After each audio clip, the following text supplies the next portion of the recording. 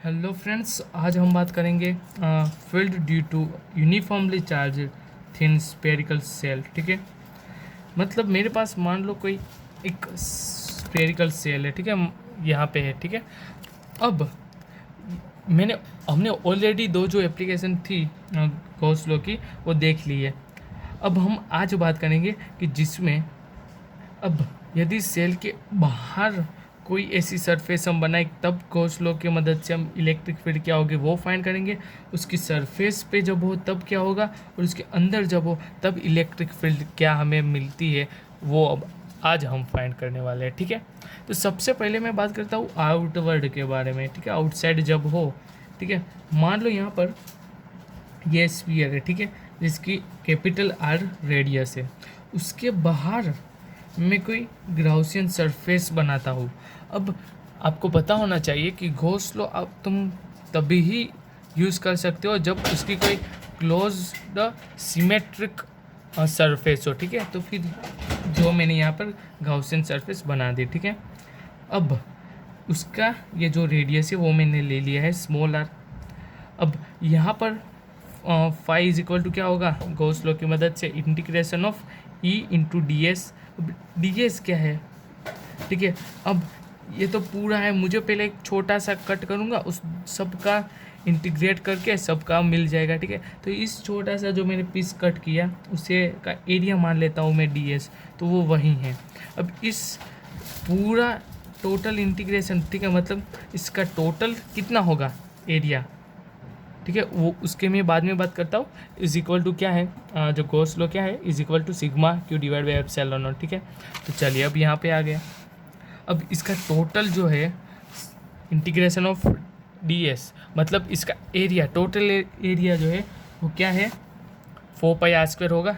ठीक है, ये मैंने स्पेरिकल सेल लिया है। ठीक है ना, तो वो हमने यहाँ पे लिख दिया।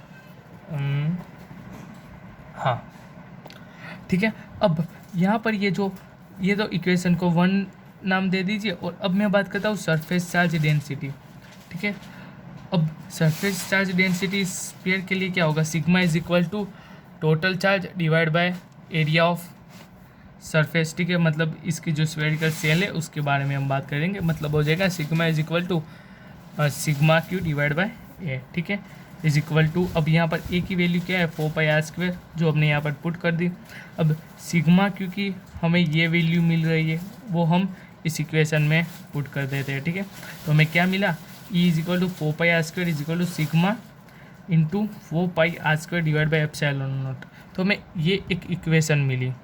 ठीक है, देखिए जब नोट बना रहे हो, मतलब थियरी में जब ये पूछा गया है तब ये लिखने की ज़रूरत नहीं है, ये सिर्फ इस इक्वेशन को मैंने फाइंड करने के लिए जो कई एमसीक्यू में यूज़फुल हो इसलिए सिर्फ मैंने करा था।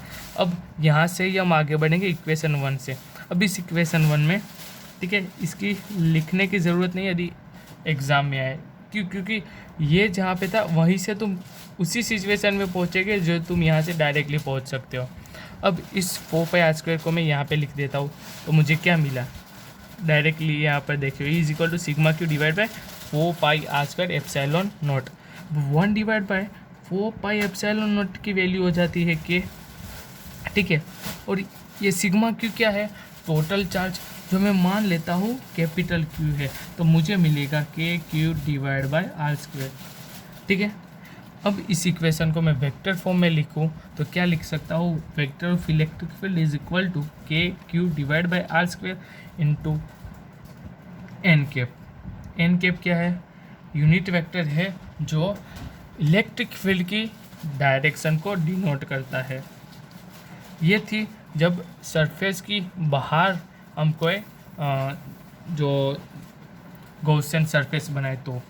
अब मान लेते हैं वो दोनों एक ही जगह पे है। ठीक है, मतलब क्या है, ठीक है, देखिए ये जो हमने स्पेरिकल सेल लिया है, ठीक है, वो ये रहा जो पॉजिटिव है पूरा, वो यही है जिसका हमने रेडियस लिया था आर। सरफेस पर ये मतलब उसकी जो स्मॉल आर लिया था, ठीक है, जो हमने गाउसियन सरफेस का जो रेडियस लिया था वो दोनों क्या हो जाएगा, सेम हो जाएगा, R is equal to R हो जाएगा। तो फिर अब इस आर की वैल्यू मैं इसमें पुट कर सकता हूँ, ठीक है, इस इक्वेशन में। तो मुझे क्या मिलेगा कि Q divide by R square, लेकिन कैपिटल आर स्क्वायर, मतलब ये जो हमने ये जो स्फेरिकल सेल लिया था उसका जितना रेडियस होगा उतना होगा। तो ये होगा इलेक्ट्रिक फील्ड फॉर द, जब जो हमने गॉसियन सरफेस ली हो वो ऑन द सरफेस हो, वहीं पर हो, उसकी सरफेस पर जब हो तब। अब हम बात करते हैं जब वो सरफेस के अंदर हो, क्या गॉसियन सरफेस हम जो बनाए वो उसके अंदर हो। चलिए उसके बारे में बात करते हैं। चलिए देखिए, अब जब अंदर होगा उसके लिए पहले तो गॉस का जो लो है वही integration of E D S is equal to sigma of Q, ठीक है, फाई इज इक्वल टू का जो ये फॉर्मूला है, ई तो कांस्टेंट बाहर आ जाएगा, सिग्मा ऑफ डी एस।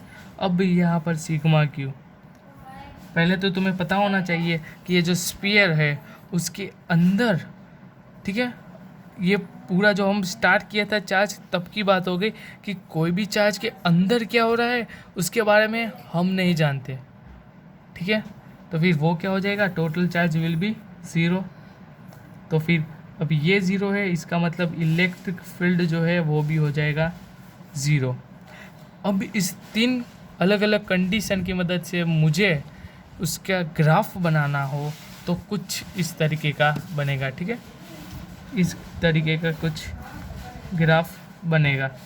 यहाँ पर ये क्या है एक्चुअली में, ये जो है ये पूरा जो स्फेरिकल हमने लिया था, ठीक है, ये जो हमने स्फेरिकल सेल लिया था ये है, ठीक है, तो उसका कैपिटल आर था।